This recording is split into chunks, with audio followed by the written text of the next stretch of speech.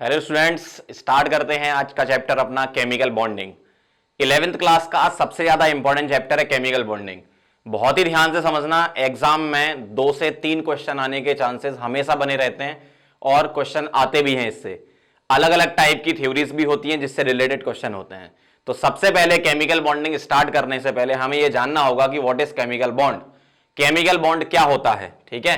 तो chemical bond की definition लिखेंगे, बिल्कुल बेसिक से पढ़ेंगे इस चैप्टर को अपन।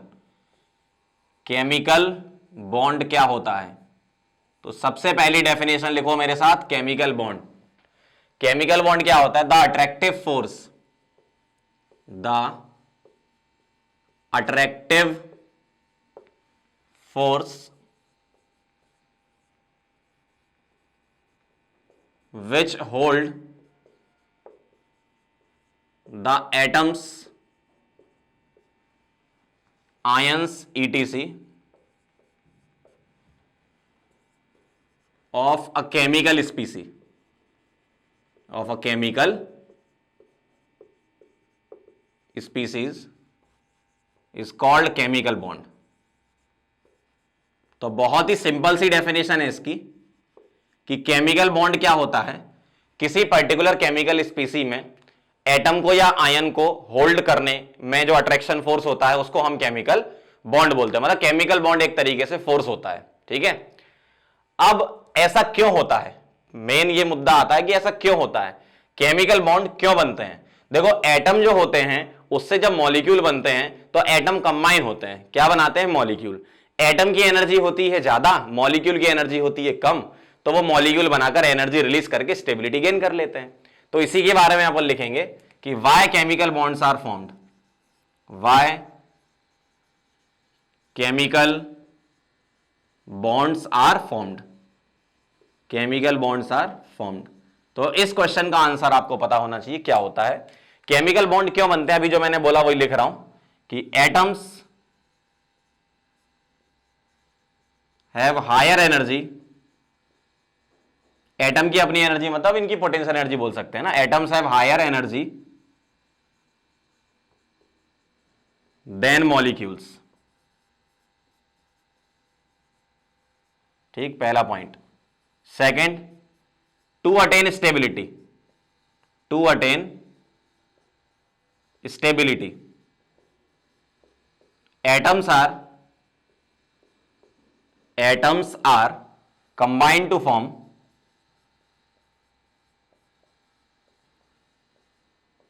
मॉलिक्यूल्स। देखो, एनर्जी अगर ज्यादा है तो स्टेबिलिटी कम होगी। तो एटम की अगर हम बात करें, हायर एनर्जी के होते हैं मॉलिक्यूल से, तो इसलिए ये एनर्जी कम करने के लिए क्या करते हैं? मॉलिक्यूल का फॉर्मेशन करते हैं। तो केमिकल बॉन्ड क्यों बनते हैं? सिंपल सा है, एटम की एनर्जी ज्यादा, मॉलिक्यूल की एनर्जी क्या होती है? कम। तो एटम की टेंडेंसी होती है कि कंबाइन होकर क्या बना लेंगे? हम मॉलिक्यूल बना लेंगे, ठीक है। अब इसको हम एग्जाम्पल के थ्रू समझते हैं। जैसे सपोज मान लो मेरे पास 2 एटम है, ठीक है। एक एटम हो गया मेरे पास ये, ठीक है, एक एटम ये वाला हो गया और दूसरा एटम हो गया ये, ठीक है। इस एटम की अगर बात करूं तो सपोज इसमें 2 इलेक्ट्रॉन है फर्स्ट ऑर्बिट में, ठीक है, और इसके भी फर्स्ट ऑर्बिट में 2 इलेक्ट्रॉन है। तो यहां पर 2 टाइप के फोर्स ऑपरेट होते हैं, 2 टाइप के फोर्स ऑपरेट होते हैं इन 2 एटम में। ये न्यूक्लियस हो गए और ये इलेक्ट्रॉन हो गए, ठीक है। तो 2 टाइप के फोर्स क्या क्या है? एक है रिपल्सिव फोर्स और एक अट्रैक्टिव फोर्स। अट्रैक्टिव फोर्स किसके बीच में लगेगा? देखो, सीधी सी बात है, आप जानते ही हो, इलेक्ट्रॉन नेगेटिवली चार्ज होता है, न्यूक्लियस पॉजिटिवली चार्ज होता है। तो न्यूक्लियस और न्यूक्लियस एंड इलेक्ट्रॉन और इलेक्ट्रॉन के बीच में लगेगा रिपल्सिव फोर्स, सही बात। और न्यूक्लियस और इलेक्ट्रॉन, न्यूक्लियस और इलेक्ट्रॉन इसके बीच में लगेगा अट्रैक्टिव फोर्स। तो वो मैं किस तरीके से दिखा रहा हूं? ऐसे दिखा रहा हूं, जैसे न्यूक्लियस और इलेक्ट्रॉन के बीच में ये लगा अट्रैक्टिव फोर्स, ऐसा। तो अट्रैक्टिव फोर्स को हम इस तरीके से बना रहे हैं, ऐसे एरो करके, ठीक है। ये क्या है अपना? Attractive force. बहुत आराम आराम से समझना, बहुत इंपॉर्टेंट चैप्टर है। तो ये हो गया आपका क्या? अट्रैक्टिव फोर्स, ठीक है। एक ये लग रहा है और ये लगेगा, और ये इलेक्ट्रॉन ये वाला न्यूक्लियस भी तो खींचेगा, और ये वाला। 2 लगेंगे रिपल्सिव फोर्स, किस किस के बीच में? न्यूक्लियस और न्यूक्लियस के बीच में, जिसको मैं ऐसे बना रहा हूं।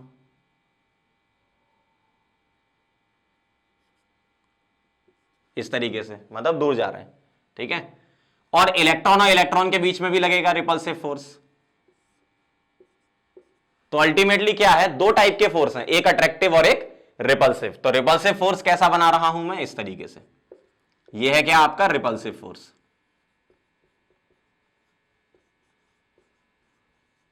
और केमिकल बॉन्ड कब बनता है, जब अट्रैक्टिव फोर्स ज्यादा होता है रिपल्सिव फोर्स से, ठीक है। तो तभी तो भाई होल्ड होंगे ना एटम, दोनों एक दूसरे के पास आएंगे ना। तो अट्रैक्टिव फोर्स ज्यादा होगा किससे, रिपल्सिव से, तो केमिकल बॉन्ड बनेगा।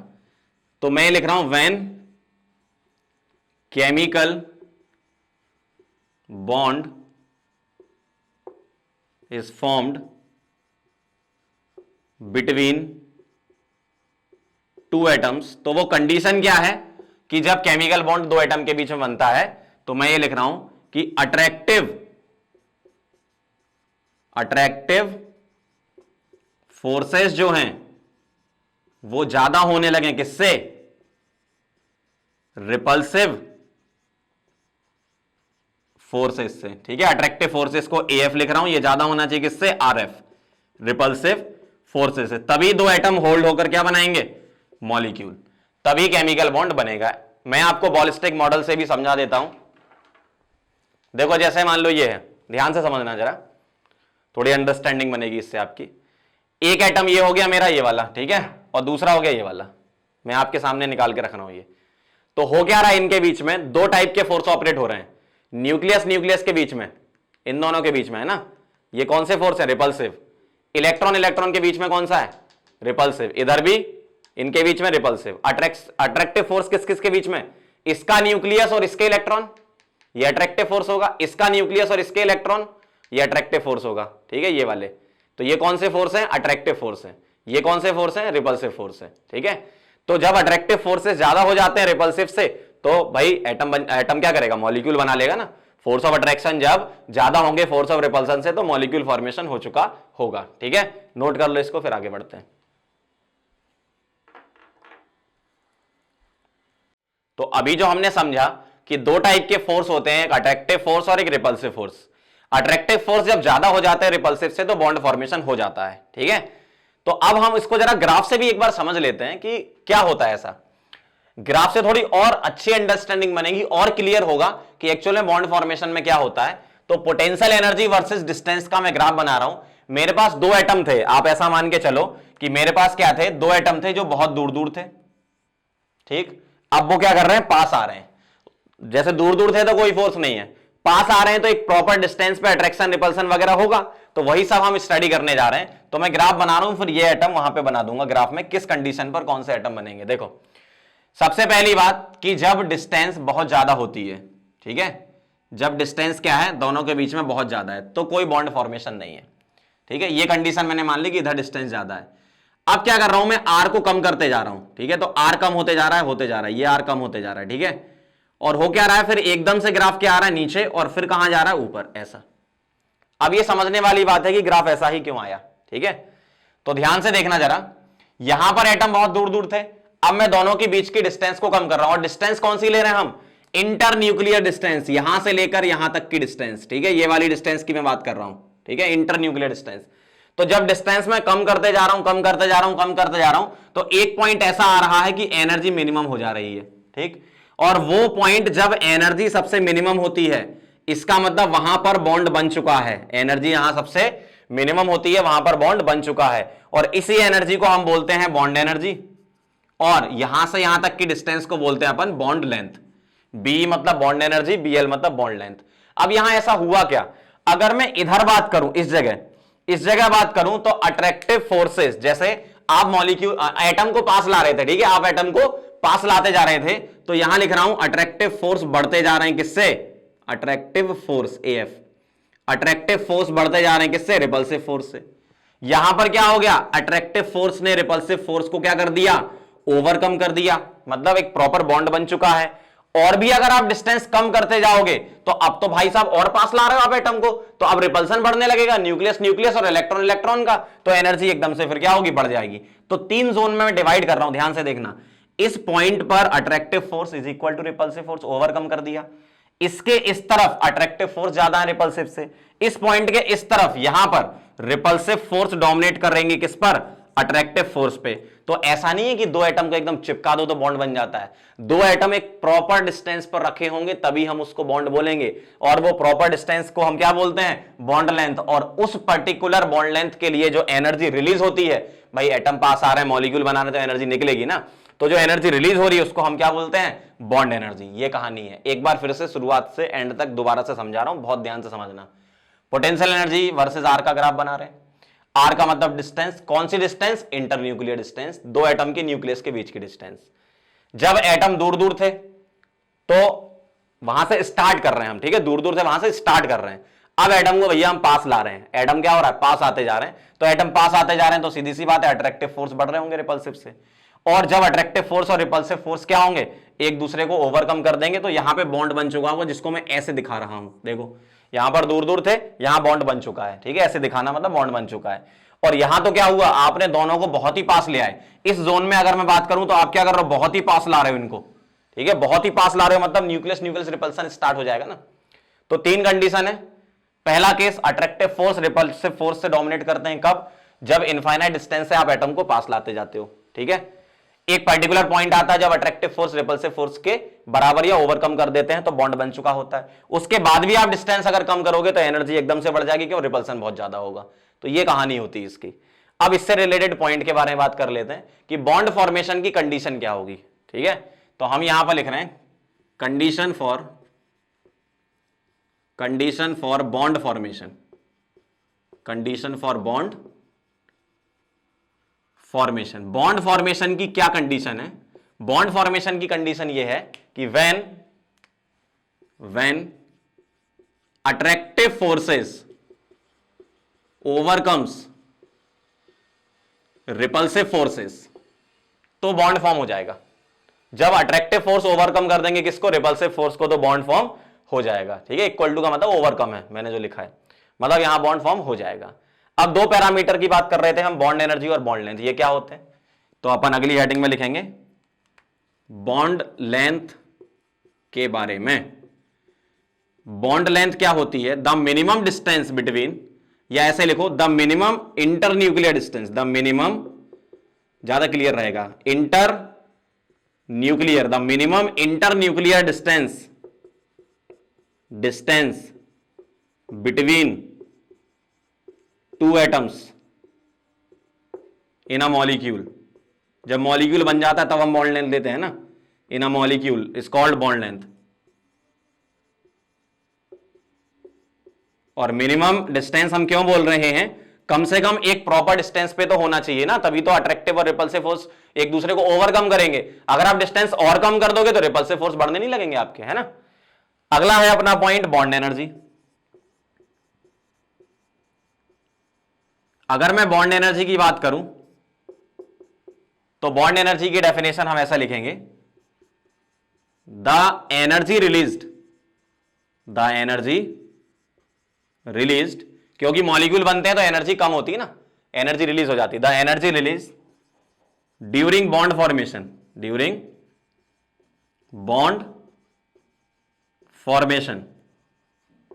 Is called bond energy, is called bond energy. तो जो minimum amount of energy release हो रही है बॉन्ड फॉर्मेशन में, उसको हम क्या बोलते हैं, बॉन्ड एनर्जी। और मिनिमम डिस्टेंस, इंटरन्यूक्लियर डिस्टेंस, दो न्यूक्लियस के बीच की डिस्टेंस, दो एटम के, है ना, उसको हम बोलते हैं बॉन्ड लेंथ। तो ये हमारे पैरामीटर है। बॉन्ड फॉर्मेशन की कंडीशन हमने लिख ली, बॉन्ड लेंथ, बॉन्ड एनर्जी समझ ली, और ग्राफ को समझ लिया। आप इसको अच्छे से नोट करो और बहुत अच्छे से इसको समझना है, ठीक है। अगर आपको क्लियर नहीं है तो दोबारा जाओ पीछे, मैंने क्या क्या चीजें यहां बोली हैं वो दोबारा से देखो, फिर आगे बढ़ना आप, ठीक है। नोट करो इसको।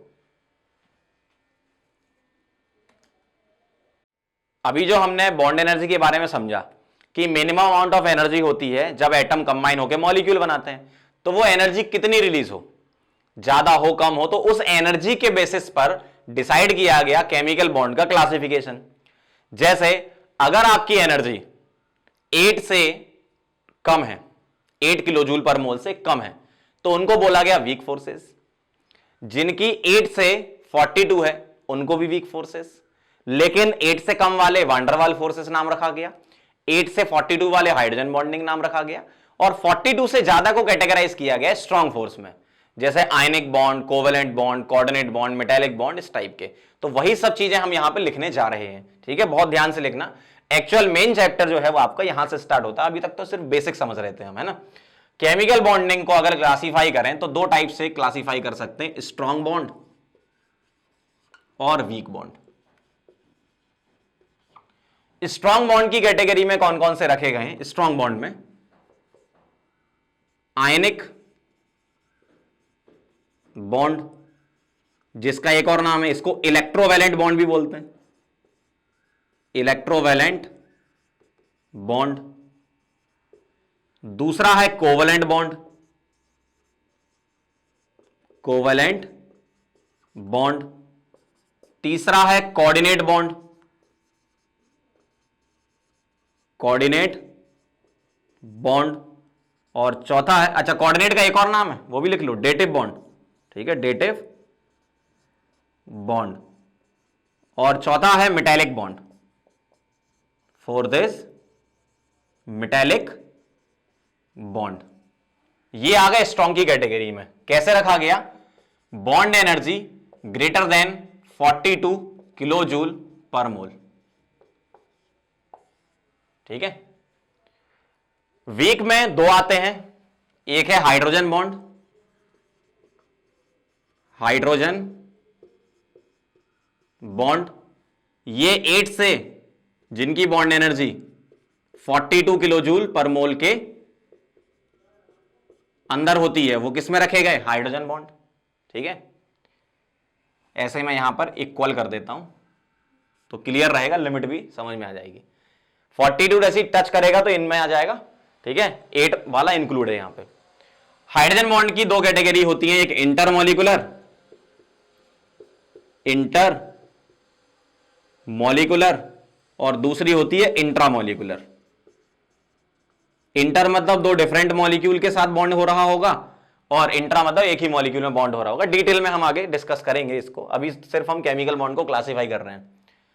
अगला है यहां पर van der Waal forces, van der Waals forces. Van der Waal forces कौन से होते हैं? जिसमें bond energy 8 kilo joule per मोल से कम होती है, उसको कैटेगराइज किया गया वांडरवाल फोर्सेस। वांडरवाल फोर्सेस में क्या क्या होते हैं? पहला DPDP force,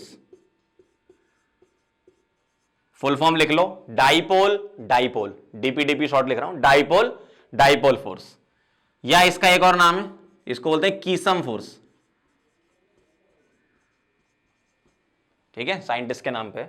second डीपीआईडीपी force, full form लिख लेना आप लोग, है ना, यहां थोड़ी जगह कम पड़ रही इसलिए मैं फुल फॉर्म नहीं लिख रहा हूं, मैं बोल देता हूं तो लिख लो, dipole induce dipole, dipole induce dipole, dipole induce dipole, ठीक है, फोर्स। इसको बोलते हैं डिबाई फोर्स, दुबई नहीं डिबाई, इसका नाम है डिबाई फोर्स, ठीक है। अगला है तीसरे नंबर पे IDP, IDP force, induce dipole, induce dipole, फिर से नाम नहीं लिख रहा हूं, बोल रहा हूं, ठीक है, induce dipole, induce dipole, induce dipole, induce dipole, है ना, ऐसा आईडीपी, आईडीपी। इसको बोलते हैं लंदन फोर्स, और डिस्पर्जन फोर्सेस भी बोलते हैं,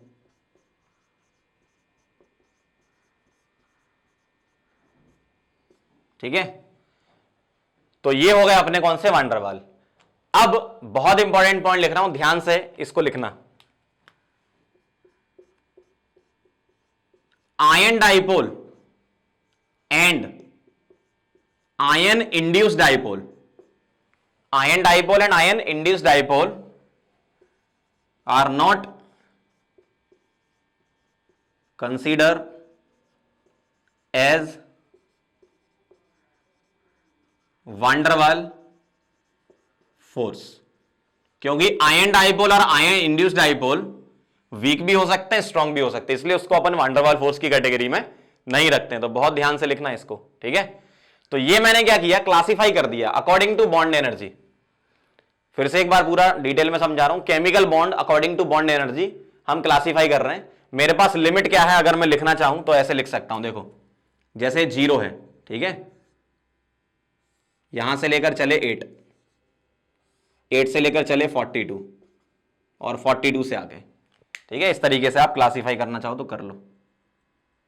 0 से 8 वांडरवाल, 8 से 42 हाइड्रोजन और फिर स्ट्रॉन्ग, ठीक है। यहां पर क्या आ गए, स्ट्रॉन्ग बॉन्ड 42 से ज्यादा, 8 से 42 हाइड्रोजन बॉन्ड और 0 से 8 वांडरवाल फोर्स, इस तरीके से। तो अकॉर्डिंग टू बॉन्ड एनर्जी, ये क्या लिखा मैंने, बॉन्ड एनर्जी है ना, 8 किलो जूल पर मोल, 42 किलो जूल पर मोल, ऐसा लिख लेना। तो 0 से 8 वांडरवाल होते हैं, 8 से 42 हाइड्रोजन बॉन्ड और 0 से 42 वीक फोर्सेस होते हैं, ठीक है। 42 से ज्यादा पे स्ट्रॉन्ग बॉन्ड आते हैं जो कि यहां लिखे हुए हैं, ठीक है। तो इसको आराम से नोट करो बहुत अच्छे से, इनके नाम भी याद कर लेना फोर्सेस के, ठीक है, आगे काम आएंगे आपके। तो अब हम क्या स्टार्ट करने वाले हैं, अब हम इन बॉन्ड की स्टडी करने वाले हैं। इस पूरे चैप्टर में हम बॉन्ड के बारे में स्टडी करते हैं, तो ये नोट करेंगे, फिर अपन आयनिक बॉन्ड से स्टार्ट करेंगे, ठीक है। नोट करो इसको। तो चलो अब हम आगे बढ़ते हैं, आयनिक बॉन्ड पे चलते हैं। तो आयनिक बॉन्ड की डेफिनेशन लिखेंगे पहले। आयनिक बॉन्ड कैसे बनता है, it is formed by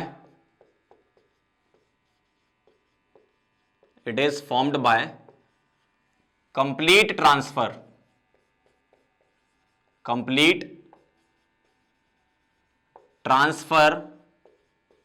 of electrons from one atom और यूजुअली मोर इलेक्ट्रोपॉजिटिव होता है, ये इलेक्ट्रोपॉजिटिव एटम, ठीक है।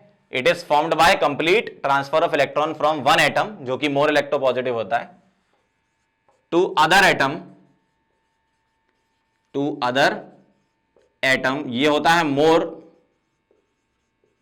Electro negative atom. मतलब मैं बोल सकता हूं मेटल नॉन मेटल के बीच में बॉन्ड बनता है, यूजुअली ऐसा होता है। लेकिन कुछ नॉन मेटल भी आयनिक बॉन्ड बना सकते हैं, जैसे NH4 होल ट्वाइस SO4, उसके बारे में आगे बताऊंगा। तो ये क्या कह रहे हैं, फिर से डेफिनेशन पढ़ेंगे। It is formed by complete transfer of electrons from one atom, एक एटम से इलेक्ट्रॉन का ट्रांसफर होगा कहां पे, अदर एटम। जो एटम इलेक्ट्रॉन ट्रांसफर कर रहा है वो इलेक्ट्रोपॉजिटिव होना चाहिए, और जो इलेक्ट्रॉन ले रहा है वो इलेक्ट्रोनेगेटिव एटम होना चाहिए, यूजुअली ऐसा होता है, ठीक है। जैसे एग्जांपल के तौर पे देखें, सपोज मेरे पास एक एलिमेंट है M, तो M ने क्या करा, सबसे पहले इलेक्ट्रॉन दिया, ठीक है, और ये आइसोलेटेड गैसियस के बारे में हम बात करते हैं, मतलब आइसोलेटेड एटम है। और X ने क्या करा, इलेक्ट्रॉन लिया, क्या बना लिया, X नेगेटिव। तो होता क्या है, पहले एलिमेंट कैटायन और एनायन बनाते हैं, अब ये दोनों एक दूसरे को अट्रैक्ट करेंगे, ठीक है। तो ये क्या करेंगे, M प्लस X माइनस, हम इस तरीके से लिखते हैं, और ये बना लेते हैं क्या, MX सॉलिड, ठीक है। इस तरीके से आयनिक कंपाउंड क्या होते हैं, सॉलिड स्टेट में एग्जिस्ट करते हैं, अगर अपन पानी में उसको ना डालें तो इस तरीके से होते हैं। तो तीन रिएक्शन आप ध्यान से देखो, जो एलिमेंट इलेक्ट्रॉन निकाल रहा है वो ज्यादा इलेक्ट्रोपॉजिटिव होना चाहिए, जो ले रहा है वो ज्यादा इलेक्ट्रोनेगेटिव होना चाहिए, और ये कैटायन एनायन बना लेते हैं जो आपस में अट्रैक्ट होकर MX बना लेते हैं, ठीक है। अब मैं बात कर रहा हूं इसके ट्रांसफर के एग्जाम्पल की, ठीक है। जैसे ट्रांसफर इलेक्ट्रॉन कर रहे हैं तो कैसे कर रहे हैं, जैसे मेरे पास मान लो Na है, एग्जाम्पल्स बता रहा हूं, ठीक है। Na है और Cl है, इसके बीच का बॉन्ड मुझे बनाना है, किस तरीके से बनाएंगे। Na का बताओ जरा, जो आपने 10th क्लास में पढ़ा था इलेक्ट्रॉनिक कॉन्फ़िगरेशन, ऑर्बिट वाला, कैसे लिखते थे, 2 8 1, ऐसे लिखते थे। अगर ये इलेक्ट्रॉन को रिलीज कर देगा, Na प्लस बना लेगा, तो क्या आएगा, 2 8, स्टेबल नोबल गैस कॉन्फ़िगरेशन बन गया। इसी तरीके से Cl का बताओ, 2 8 7, ये होता था। और अगर इसने इलेक्ट्रॉन ले लिया तो ये क्या बना लेगा, Cl माइनस 2 8 8, स्टेबल बन गया। तो स्टेबल कॉन्फ़िगरेशन बन गया नोबल गैस। अब ये Na प्लस और Cl माइनस एक दूसरे को क्या करेंगे, अट्रैक्ट, ठीक है, जिसको अपन इस तरीके से दिखाते हैं, ऐसे भी दिखा सकते हो, या फिर इसको Na प्लस और Cl माइनस भी लिख देते हो, जिसको अपन NaCl भी लिख सकते हैं, ऐसा, ठीक है। ये तीन तरीके हैं इसके लिखने के। तो इस तरीके से इलेक्ट्रॉन का ट्रांसफर होता है। एक एग्जांपल और बताता हूं, जैसे Mg और फ्लोरीन के बीच में मुझे बॉन्ड बनाना है, ठीक है। ये एग्जांपल नंबर 1 था, ये 2। तो Mg और फ्लोरीन के बीच में जो कंपाउंड होता है MgF2 किस तरीके से बनाएंगे, एक Mg है और 2 फ्लोरीन है, ठीक है। तो Mg क्या करेगा, Mg के पास बता दो जरा कितने इलेक्ट्रॉन है, 12 है, तो 282, सही है। और फ्लोरीन के पास कितने हैं, 2 और 5, 7, 2 और 7, इस तरीके से लिख दूं, 9 हो गया ना। और इधर फ्लोरीन के पास 2 और 7, ठीक। अब क्या होता है, Mg के ये जो 2 इलेक्ट्रॉन है, इसमें से एक इलेक्ट्रॉन इसको दे दो और एक इलेक्ट्रॉन, सॉरी इधर से नहीं, एक इलेक्ट्रॉन इसको दे दो, ठीक है, आउटर मोस्ट से निकलते हैं। तो एक इलेक्ट्रॉन इसको दिया, एक इसको दिया, तो क्या बनाया इसने, F- बनाया। यहां क्या आ गया, Mg 2+ आ गया, और यहां क्या आ गया, F- आ गया। तो ये हो गया 28, नोबल गैस अचीव कर लिया, इसमें से 2 निकल गया तो 28, नोबल गैस अचीव कर लिया, इसमें आ गया 28, नोबल गैस कॉन्फिगरेशन अचीव कर लिया। और इस तरीके से अपन बॉन्ड दिखा सकते हैं, ठीक है। या आप ऐसे भी लिख सकते हो Mg2+ और F- ट्वाइस या MgF2। तो इलेक्ट्रॉन का ट्रांसफर इस तरीके से हम करवाते हैं। अब क्या वो कंडीशन होंगी जिसमें आयनिक बॉन्ड फॉर्मेशन फेवरेबल होगा, उसके बारे में हम बात करेंगे, पहले आप ये नोट कीजिए। फेवरेबल कंडीशन लिखने के पहले हम इलेक्ट्रोवैलेंसी के बारे में समझ लेते हैं, छोटा सा एक पॉइंट है। तो इसकी डेफिनेशन लिखो, इलेक्ट्रोवैलेंसी क्या होती है, the number of electrons, the number of electrons transferred during ionic bond formation, ionic bond formation, इसको बोलते हैं इलेक्ट्रोवैलेंसी। जैसे अभी पीछे हमने एग्जांपल लिया था NaCl, तो NaCl की इलेक्ट्रोवैलेंसी क्या बोलूंगा मैं, Ev लिख देता हूं, इलेक्ट्रोवैलेंसी 1 बोलूंगा, क्योंकि एक ही इलेक्ट्रॉन ट्रांसफर हुआ था Na से Cl पर। इसी तरीके से एक एग्जांपल और लिखा था हमने MgF2, इसकी इलेक्ट्रोवैलेंसी क्या होगी, कितने इलेक्ट्रॉन ट्रांसफर हुए, 2। तो जितने इलेक्ट्रॉन ट्रांसफर होते हैं उसको बोलते हैं इलेक्ट्रोवैलेंसी, ठीक है। अब हम लिखते हैं सबसे important point, favourable condition, favourable condition for ionic bond formation. Exam में सीधे कंडीशन भी पूछ सकते हैं आपसे, तो बहुत ध्यान से याद रखना इसको, पहला पॉइंट। अच्छा एक बात बताओ, जो इलेक्ट्रॉन ट्रांसफर करता है तो उसको इलेक्ट्रॉन निकालना है ना, तो इलेक्ट्रॉन निकालने वाली एनर्जी कौन सी होती है, आयोनाइजेशन एनर्जी। तो मैं क्या लिखूंगा, ionization energy should be low. Favourable condition में लिखा तो आयोनाइजेशन एनर्जी क्या होनी चाहिए, कम, किसकी, जो एटम इलेक्ट्रॉन दे रहा था, ठीक है। सेकंड पॉइंट, अच्छा एक दूसरा एटम होता है जो इलेक्ट्रॉन लेता है, इलेक्ट्रॉन अगर लेता है तो इलेक्ट्रॉन लेने वाली एनर्जी किससे एसोसिएटेड है, इलेक्ट्रॉन गेन एंथैल्पी। तो मैं ये लिखूंगा कि electron gain enthalpy, electron gain enthalpy या electron affinity should be high. तो आयनस एनर्जी कम होना चाहिए, इलेक्ट्रॉन गेन एंथैल्पी क्या होनी चाहिए, एफिनिटी क्या होनी चाहिए, ज्यादा। और जब ये कैटायन और एनायन बना लेते हैं तो क्या बनाते हैं उसके बाद, एक आयनिक सॉलिड बनाते थे M+ और X- को, जिसे हमने कंबाइन करके MX लिखा था। तो मैं ये लिखूंगा कि overall lattice energy, overall lattice energy should be high. अब ये नई चीज कौन सी आ गई भाई, आयनस एनर्जी आपको पता है, इलेक्ट्रॉन गेन एंथैल्पी आप जानते हो, लेकिन ये लैटिस एनर्जी क्या आ गया, तो अपन हेडिंग लिखेंगे लैटिस एनर्जी, समझते हैं क्या चीज है ये, है ना। तो कंडीशन फिर से रिपीट कर रहा हूं, आयनस एनर्जी कम होनी चाहिए, एफिनिटी ज्यादा होना चाहिए, और लैटिस एनर्जी ओवरऑल ज्यादा होनी चाहिए। लैटिस एनर्जी क्या होता है इसके बारे में डेफिनेशन लिखेंगे, लैटिस एनर्जी। अब ये लैटिस एनर्जी क्या वाला है इसको समझ लो जरा, शॉर्ट फॉर्म में इसको LE लिखेंगे अपन, ठीक है, लैटिस एनर्जी। या एनर्जी को हम डेल्टा H से भी लिखा करते थे, तो हम ऐसा लिखेंगे डेल्टा H लैटिस। तो एनर्जी को हम डेल्टा H भी लिखते हैं, तो डेल्टा H लैटिस लिख दोगे तो मतलब है उसका लैटिस एनर्जी, ठीक। अब ये क्या होता है, the energy required, the energy required to separate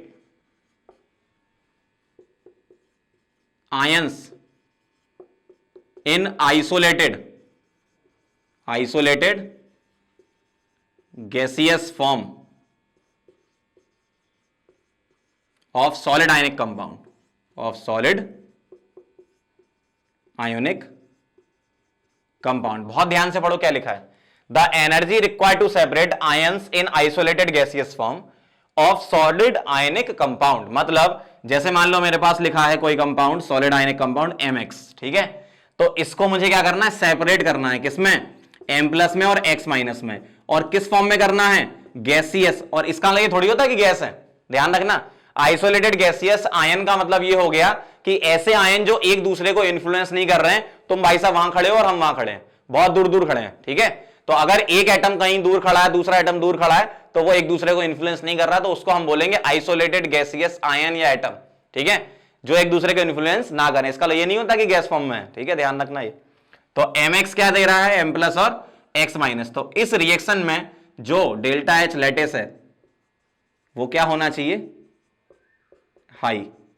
अब जरा एक बात बताओ, मैंने आपको दो चीजें बताई थी, डेल्टा H पॉजिटिव भी हो सकता है और नेगेटिव भी। अगर मैं बॉन्ड तोड़ रहा हूं तो डेल्टा H लैटिस हम पॉजिटिव लिखेंगे, और अगर मैं उल्टी रिएक्शन पढ़ता, बॉन्ड बना रहा होता इनके, तो डेल्टा H नेगेटिव लिखते, ठीक है। लेकिन अमाउंट ऑफ एनर्जी जो होती है उसका मैग्नीट्यूड सेम रहता, ठीक है, ये ध्यान रखना। तो ये बात होती है लैटिस एनर्जी और ये फेवरेबल कंडीशन। बहुत ध्यान से इसको लिखो और अच्छे से समझ लो, ठीक है। आगे बढ़ते हैं, फिर नोट करो पहले। आगे बढ़ते हैं, लैटिस एनर्जी को थोड़ा और एक्सप्लोर करते हैं। लैटिस एनर्जी की डेफिनेशन तो आपने समझ ली कि किसी भी एक सॉलिड आयनिक कंपाउंड से उसके कॉन्स्टिट्यूएंट आयन के आइसोलेटेड गैसियस फॉर्म में सेपरेट करने में जो एनर्जी लगती है उसको लैटिस एनर्जी बोलते हैं। अब क्या फैक्टर होते हैं जो लैटिस एनर्जी को अफेक्ट करते हैं। देखो लैटिस एनर्जी में क्या है, एक कैटायन एक एनायन को पकड़े हुए, ठीक है, बॉन्ड बना हुआ, आयनिक बॉन्ड बना हुआ है। तो वो किस बात पे डिपेंड करता है, वो डिपेंड करता है, लैटिस एनर्जी डायरेक्टली प्रोपोर्शनल होता है Q1 Q2 अपॉन R, ये होता है, ठीक है। Q1 Q2 क्या होगा, जैसे मान लो मेरे पास एक आयन है जिसको मैं 1 बोल रहा हूं, ये कैटायन मान लेते हैं, और एक आयन है जिसको मैं एनायन बोल रहा हूं, इसको 2 मान लेते हैं। Charge on cation, charge on anion, Q1 Q2 हो गया। और R क्या हो गया, ये R है आपका R+ प्लस R-। इसका मतलब क्या हुआ, यहां से इंटरन्यूक्लियर डिस्टेंस मान लो आप, ठीक है, जैसे यहां से लेकर यहां तक की डिस्टेंस में मान लेता हूं R+, और ये एटम इसको अगर टच कर रहा है इस तरीके से, जब बॉन्ड बना रहा होगा, तो यहां से यहां तक की डिस्टेंस क्या हो गई, ये R-, ठीक है, इसको मैं यहां बना देता हूं। तो ये पॉजिटिव हो गया, ये नेगेटिव हो गया, ये 1 हो गया, ये 2 हो गया, ये कैटायन ये एनायन, और इन दोनों के बीच की इंटरन्यूक्लियर डिस्टेंस क्या हो गई R, ठीक है। तो R क्या है, internuclear distance between 2 ion. Q1 Q2 क्या है, Q1 है चार्ज ऑन कैटायन और Q2 चार्ज ऑन एनायन। तो इस पर डिपेंड करती है लैटिस एनर्जी, ठीक है। इसका मतलब मैं ऐसा बोल सकता हूं कि अगर इंटरन्यूक्लियर डिस्टेंस बहुत ज्यादा है तो आयन को सेपरेट करना आसान है। इंटरन्यूक्लियर डिस्टेंस अगर ज्यादा है तो आयन को सेपरेट करना आसान है, इसका मतलब कम एनर्जी में ही आयन सेपरेट हो जाएंगे, ऐसा आप फंडा लगा सकते हो। लेकिन मैं इसको बहुत अच्छे तरीके से कनेक्ट करके बता रहा हूं आपको, कोई भी क्वेश्चन आपका गलत नहीं होगा, बहुत ध्यान से समझना। हम क्या कर रहे हैं, जब कभी भी आयनिक बॉन्ड बनेगा तो एक कैटायन और एक एनायन तो होगा, इतना तो पक्का है। अब कैटायन का जो साइज है उसके बारे में आपको पहले से पता है, मैंने पीरियड टेबल में आपको बताया ही है, क्या, top to bottom size increase होता है। तो कैटायन के साइज में आपको कभी तकलीफ नहीं आएगी, एनायन के साइज में आपको ध्यान रखना पड़ेगा। तो मैं यहां पर लिख रहा हूं क्या, इस जगह साइज ऑफ एनायंस, और इसमें आपको कोई ऑर्डर याद नहीं रखना, बस आपको यह ध्यान रखना है कि स्मॉल एनायन क्या होते हैं और लार्ज एनायन क्या होते हैं। स्मॉल क्या होते हैं और लार्ज क्या होते हैं। स्मॉल एनायन जो देखने में ही स्मॉल है, जिनको बोलने में ही कम टाइम लग रहा है, जैसे H-, ठीक, OH-, मतलब 2 एटम या 1 एटम वाले मिलेंगे आपको यहां पे, है ना, और पॉली एटॉमिक वाले यहां आ जाएंगे जिसमें 2 से ज्यादा एटम है। H-, OH- हो गया, ठीक है। हैलाइड में F- और Cl- ये स्मॉल होते हैं, ठीक। लार्ज एनायन, अच्छा इसमें स्मॉल में को लिख लो O2-, ठीक। लार्ज एनायन में अगर मैं बात करूं तो जो बोलने में ज्यादा टाइम लगेगा पॉली एटॉमिक, 2 से ज्यादा एटम वाले, जैसे SO4-, NO3-, HSO3-, HCO3-, CO3-2-, SO3-2-, ClO4-, समझ रहे हो ना बात को, जिसको बोलने में ज्यादा टाइम लग रहा है या फिर पॉली एटॉमिक है। और फ्लोरीन क्लोरीन स्मॉल आते हैं और ये ध्यान रखना ब्रोमीन और आयोडीन ये लार्ज में आते हैं, ठीक है, बस ये ध्यान रखना आपको। हेलोजन में 4 होते हैं, 4 ही अपन याद रखते हैं, क्या, फ्लोरीन, क्लोरीन, ब्रोमीन, आयोडीन, एसिटाइन की तो बात ही नहीं आती। तो फ्लोरीन क्लोरीन क्या है, स्मॉल में, और ये है लार्ज में। तो स्मॉल एनाइन को मैं नाम दे रहा हूं, ये सब है गरीब, ये क्या है, सब गरीब, और ये सारे हैं अमीर। तो ये गरीब हैं और ये अमीर हैं। अब ध्यान से देखना आप क्वेश्चन कैसे करोगे। मैं लिख रहा हूं यहां पर कंपेयर लैटिस एनर्जी। अगर आपके सामने क्वेश्चन आता है कंपेयर लैटिस एनर्जी, पहला देखना LIF, NAF, KF, RBF और CSF, ठीक है। और यूजुअली जो ऑर्डर पूछते हैं आपसे वो एक पर्टिकुलर ग्रुप में पूछते हैं, तो आप 2 एक्सट्रीम केसेस कंपेयर कराएंगे, LIF और CSF। LIF और CSF क्या करेंगे, देखो बताओ यहां पर कैटाइन क्या है, Li+, यहां कैटाइन क्या है, CS+। तो Li+ और CS+ में किसका साइज ज्यादा, गैसियस फॉर्म में बात कर रहा हूं मैं ना, किसका साइज ज्यादा, Li+ और CS+ में CS+ का साइज ज्यादा, क्योंकि वो नीचे आ रहा है, सही है, ये तो आपको पहले से पता है। अब ये एनाइन क्या है, F-, गरीब है कि अमीर है, गरीब है ना, ये स्मॉल में आ रहा है, ठीक। तो अपन कैसे लिखेंगे, इसका साइज कम था तो ये है बेचारा गरीब, और F- भी इसके साथ क्या पड़ गया, गरीब। यहां CS क्या था, अमीर, और ये क्या है, गरीब। अब ऐसा होता है कि large cation stabilises large anion और small cation stabilises small anion, ऐसा होता है, ठीक। तो गरीब गरीब के बीच में बहुत अच्छे संबंध होंगे, ठीक है, गरीब और गरीब के बीच में बहुत अच्छे संबंध होंगे। अमीर और गरीब के बीच में दूरियां ज्यादा होंगी, किसी एक को भड़का दो भड़क जाएंगे। मतलब अमीर और गरीब को सेपरेट करना आसान है, गरीब गरीब को सेपरेट करना बहुत आसान नहीं है भैया, है ना। तो अमीर गरीब को सेपरेट करना आसान है, इसका मतलब आयन के फॉर्म में तोड़ना आसान है, इसका मतलब कम एनर्जी में ही काम हो जाएगा, जल्दी काम हो जाएगा। इसका मतलब इसकी एनर्जी कम और इसकी ज्यादा। तो ऑर्डर कैसा लिखोगे भाई साहब, ऐसा। आ गया मजा, कहीं नहीं मिलेगा, ये ध्यान से समझ लो, ठीक है। और भी इससे कनेक्टेड और कॉन्सेप्ट होते हैं, थर्मल स्टेबिलिटी, सॉल्युबिलिटी, सारी चीजें होंगी, धीमे धीमे चलते जाओ, मेरे साथ जुड़े रहो। सेकंड पॉइंट, सेकंड क्वेश्चन देखना जरा ध्यान से। BeSO4, MgSO4, कासो4, सरसों4, बासो4, ठीक है, ये लिखे हुए हैं। अब बताओ जरा बेरिलियम और बेरियम, एक्सट्रीम केसेस कवर कराएंगे। बेरिलियम और बेरियम, ये है गरीब और बेरियम है अमीर। SO4 2- बोलने में ज्यादा टाइम, पॉलीएटॉमिक आयन, ठीक है, क्या हो गया ये, अमीर, और ये क्या है, अमीर। अब अमीर और अमीर के बीच के संबंध अच्छे हैं, मतलब बॉन्डिंग बहुत अच्छी है, आसानी से नहीं तोड़ सकते हो, मतलब उसको तोड़ने में ज्यादा एनर्जी देनी पड़ेगी, इसको कम, तो इसकी कम और उसकी ज्यादा, इस तरीके से समझ रहे हो बात को। अब यहां पर आपके दिमाग में सवाल आ रहा है कि सर अगर 2 डिफरेंट फैमिली के आ जाए तो क्या करोगे। जब कभी भी 2 डिफरेंट फैमिली के आएंगे तो वहां पर कॉन्सेप्ट लगेगा चार्ज। तो in between size and charge, charge dominates, charge dominates, charge dominate करेगा, सीधा सा है। ये तो और आसान हो गया, जैसे NaCl, MgCl2, AlCl3, किसमें चार्ज ज्यादा है, कैटायन का टोटल चार्ज देख लो या एनायन का। कैटायन का देखो ज्यादा अच्छा रहता है, +2+, 3+, जिसका चार्ज ज्यादा उसकी लैटिस एनर्जी ज्यादा, डायरेक्टली प्रोपोर्शनल थे, ठीक है। तो इस तरीके से आप कंपेयर करा लोगे, समझ रहे हो बात को। क्लियर तरीके से इस टॉपिक को समझें, क्योंकि आगे हम थर्मल स्टेबिलिटी और सॉल्युबिलिटी इसी से हम कवर करने वाले हैं। तो इसको अच्छे से लिख लो, याद कर लो, रट लो, जो करना है वो करो, लेकिन ये टॉपिक छोड़ना नहीं है, क्योंकि इससे आने के चांसेस बहुत ही ज्यादा होते हैं। कभी आपसे लेटेस्ट एनर्जी पूछ लेते हैं, कभी थर्मल स्टेबिलिटी पूछ लेंगे, नहीं तो सॉल्युबिलिटी पूछ लेंगे। तो सारी चीजें कनेक्टेड हैं और सारी की सारी लेटेस्ट एनर्जी से ही हम कर सकते हैं। गरीब और अमीर ध्यान रखना, नोट करो इसे।